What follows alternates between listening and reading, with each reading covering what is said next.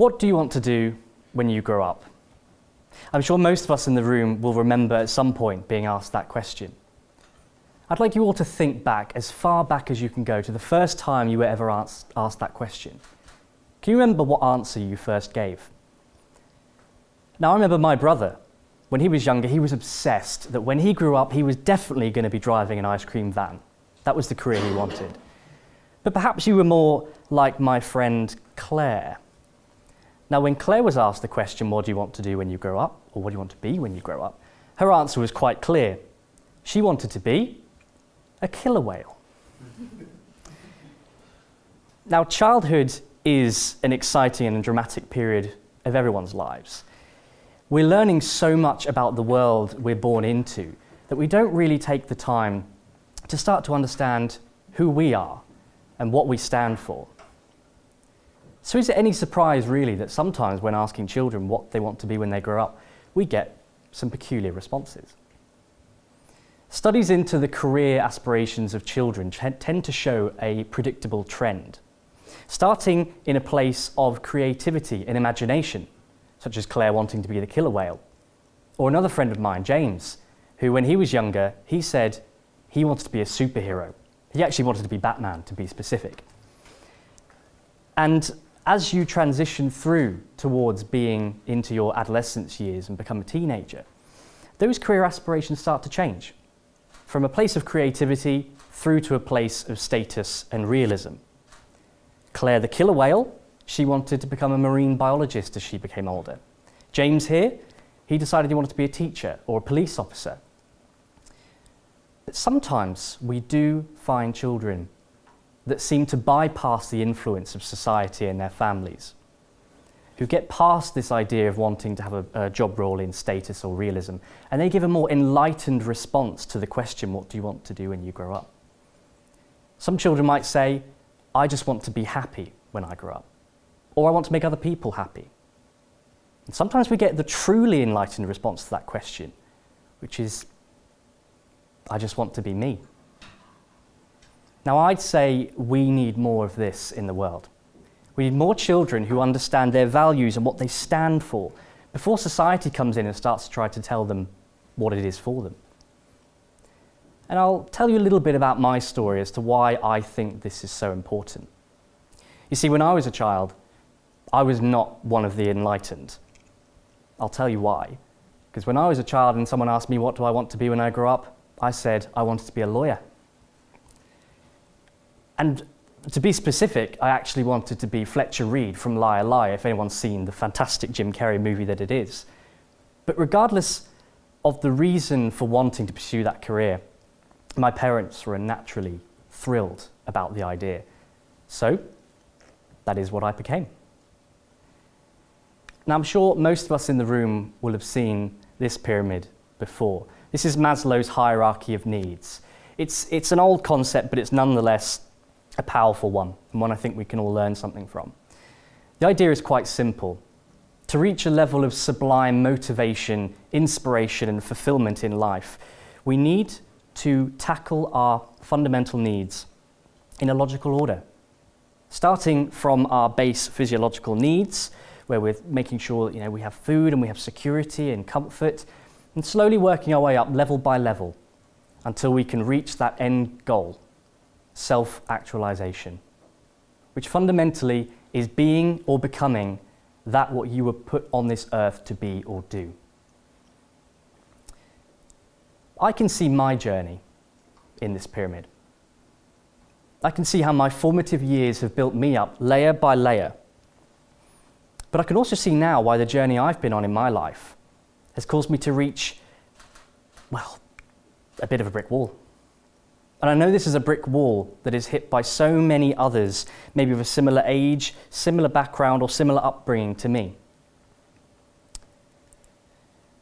You see, the educational background and the professional development system I was in, as someone who wanted to be a lawyer, was fundamentally built up to give me the encouragement and the gratification I needed to feel that at each stage of the professional development process, I had the encouragement I needed to feel like I was doing the right thing. It gave me that self-esteem boost, that one level down from the self-actualization.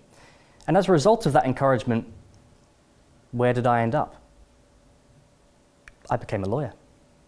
Full stop. And I'm not saying that being a lawyer is a bad thing. I'm not talking down that achievement. Well, I'll leave it to you to decide whether being a lawyer is a good thing or not. But the point was, there was very little more to me than simply saying, I am a lawyer. If I'd introduced myself in a networking room, I would say I'm a solicitor advocate and I'm the head of business immigration services. It sounds great on a business card, but the reality of the matter is, I am not a business card. There was something fundamentally missing. There was a piece missing from the puzzle, something missing from the equation in terms of me trying to reach my own self-actualization. So I realized I needed to try and work out what that thing was that was missing. And what followed on from that was a series of conversations. Starting off with conversations just internally with myself, where I was thinking, what on earth do I have to do to reach that final step? What is missing from my life? And after not really getting an answer from that process, I turned the conversation outwards. I started to speak to anybody who would listen to me. And to be honest with you, those conversations had no structure. They had no direction. I was, quite frankly, just venting at anybody who would lend me an ear. But eventually, I did realize something. The problem was that I had started my life journey in the wrong direction. I was heading for the wrong goal.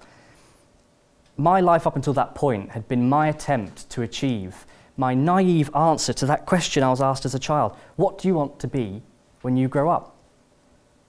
And as I started to think through that, I realized that actually the fundamental question was all wrong. The question that I should have asked myself, or should have been asked by others, was not what do I want to do when I grow up, but who am I? And who do I want to be? You see, as I moved into my profession in law, I kind of embraced the values that I thought were right for being a lawyer: integrity, professionalism, objectivity, and that became me. And the reality was I was just suppressing who I really was underneath, not letting my true self come out. And since I've gone through this journey of really thinking about these ideas and trying to understand my own values, I've jumped headfirst into this journey of self-discovery. Since I've started this, many people around me have said that the way I talk has changed, the confidence I have is different, and actually even the way I dress has changed. But many people would probably say it's not for the better. But the point was, those conversations would quite often lead up to people saying a throwaway comment, which would be, you sound like you're having a midlife crisis at the age of 25. And I have one simple response to that. There is nothing negative about this process at all. It's better that I have these conversations now with myself before I get to a point where the infrastructure I've built myself into is too concrete for me to actually make changes, where my career and my lifestyle have created a relationship of symbiotic codependence where it's just impossible to break free. That sounds more like a midlife crisis to me. No, this that I'm going through and have been going through is not a midlife crisis. It's a quarter-life revelation. Now, I would just like to say that if you kind of follow me in this path and you start to question the journey you're on and your values, you will probably find that you begin to act with purpose. You start to redefine your life journey, and you may well even inspire yourself. You may inspire others around you. So ultimately, my message today is clear. My advice is simply this: slow down. Take some time to actually stop steaming ahead on the journey you're on and actually think about what you stand for and who you are. Look at your journey at the end of the path you're on and see what the values are of that goal you're seeking to pursue. Is your end goal something that's true to you? Is it something you really care about and you really stand for? If it's not, then perhaps it's time to just take a moment, reflect, and redefine your journey. The next thing that follows on from there is, what do I do? How do I do this? How do I get started on this process? Well, there's a couple of different ways you can do it. If you're the type of person who already knows a lot about who you are and what you stand for, then it might be that you just need to spend a bit more time looking at that pyramid. You need to look at the layers below self-actualization and see whether those fundamental building blocks are quite as stable as you thought they were. If it seems like something is missing, take the time to work on it and work your way back up. If you're a bit more like me and you start to go through this process and you think, do you know what, I don't even know who I am. I know nothing about myself.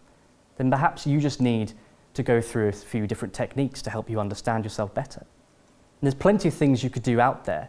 You could go through Myers-Briggs personality profiling or DISC profiling and start to understand your motivations, your behaviors, your fears, your strengths, just so you can better understand a little bit more about yourself. Because once you start unraveling that process, you might find that actually your true end goal, your true life goals and your values become a bit more clear to you.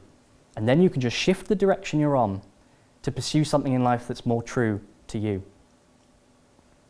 You could even try a BuzzFeed quiz if that's more appropriate for you. Just start off something fun. It'll give you that initial indication of who you are, maybe on a comical level, but you can then run with that and go a little bit further. Now, none of these techniques are foolproof. Not one of them will tell you everything you need to know about yourself, but they might just get you started on that journey. But one thing I will say is a word of warning. If you begin this journey, you may well find that actually you start to scrutinize your life and it's a little bit scary, because maybe you'll look back at the qualifications you've achieved in your life and start to think, they mean nothing to me. I got fantastic grades in high school, for example, and I look back on them now and do they matter to me? No. But don't think that's a negative thing, because ultimately you can take two things from that process. The first one is that you have already achieved great things in your life. You've got fantastic achievements already. But there is something even better out there for you, and you just need to find it. So my message today is simply this. Take some time to reevaluate your life journey, understand yourself, your values, and what you stand for, and start your new adventure today. Discover yourself and who you really want to be. Thank you.